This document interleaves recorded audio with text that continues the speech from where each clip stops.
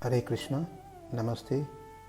In the Sri Vaishnava tradition, the main saints in their sampradaya are 12 Arvars.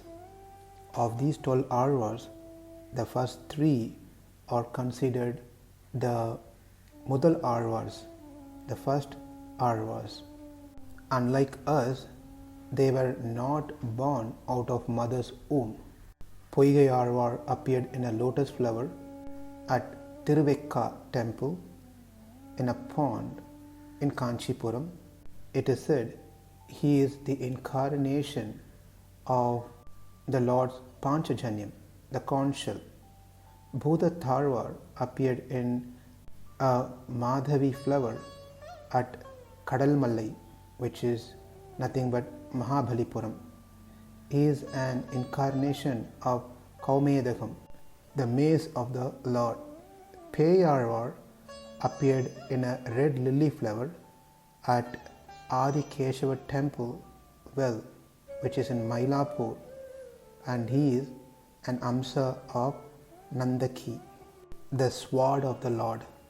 I had a great fortune to visit the third Arva, PeyAzhwar AvathAra Sthala, and my childhood I grew up near this place, and this AvathAra Sthala is just 2 minutes walkable distance from where I lived. It is an interesting incident that took place among these three Arvas, where they all met at one spot by the will of the Lord. Once PeyAzhwar went on a pilgrimage to Tirukkovilur to take the darshan of the Lord Ulahalanda Perumal. As it was heavily raining, he was trying to find a place where he can take shelter, and he found a small place where only one person can lie down and sleep. After he entered that place, he happily meditated upon the Lord. After some time, he heard someone knocking the door, and that was Bhutatharwar. PeyAzhwar said, "This place is very small, only one person can take rest, lie down." Bhutatharwar said, "If one person can lie down, then two persons can sit. So kindly let me in."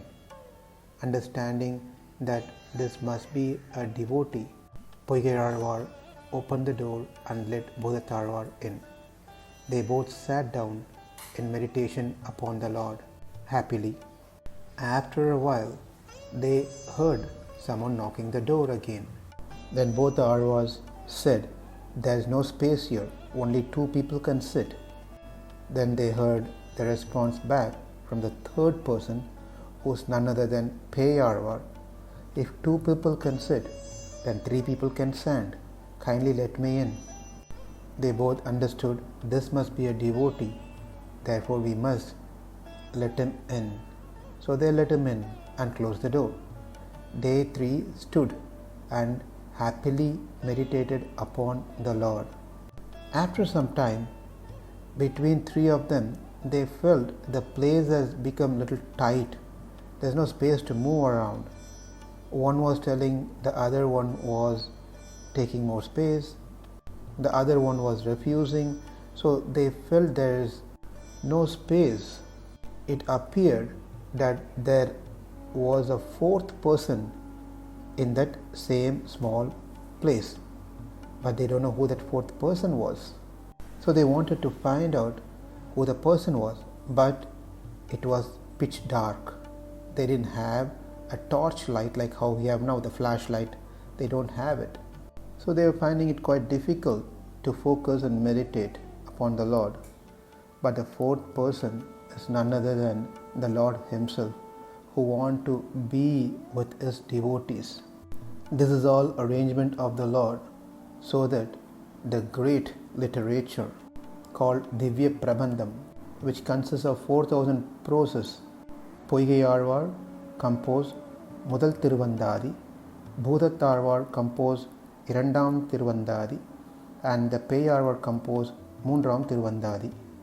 the first verse of PeyAzhwar, it says, "Let this earth be the lamp base, let the ocean be the ghee, let the sun be the light, the illuminating Jyoti. With the help of this, I see the Lord." Bhudatharwar approach was different. He let his love as the lamp base. He used his desire in the heart to see the Lord as the ghee, and for the ghee wick, he used the heart which was rejoicing the love of the Lord as ghee wick. With these things, using the jnana as deeper, the knowledge as deeper, the light, he was able to take the darshan of the Lord, the fourth person. And lastly, the third Arvar, PeyAzhwar, whose life was made easy by the other two because they already lit the light. These two lights represent, the first one represents the darkness of external things, the ignorance of the external things, which was removed by PeyAzhwar, and the darkness within oneself, inside, the internal darkness, which was removed by Bhudatharwar. Then obviously both the external and internal darkness are removed. One can easily able to see the Lord. So the first verse sung by PeyAzhwar, "Vayyam Thagaliya Varkadale Neyyaha Veyya Kadiravan Vilakkaha Seyya Sudarariyan Adikke Sudinen Solmalai Idarari Ningave." Then the second Arvar, Bhudatharwar, offered his prayer, "Anbe Thagaliya Arvame Neyyaha Inburugu Sinda Idutiriya Nanpurugi Nyanachudar Velakketrinen Naranarku Nyanat Tamil Purinda Nan." And the third Arvar, PeyAzhwar, says, "Thirukkandeen Ponmeni Kandeen Thigarum Arukkan Aniniramum Kandeen Serukkilarum Pon Aari Kandeen Purisangam Kai Kandeen Ennari Vannan Palindru." That is, PeyAzhwar says, "Today I have seen the beautiful form of the Lord along with his consort, Sri Mahalakshmi."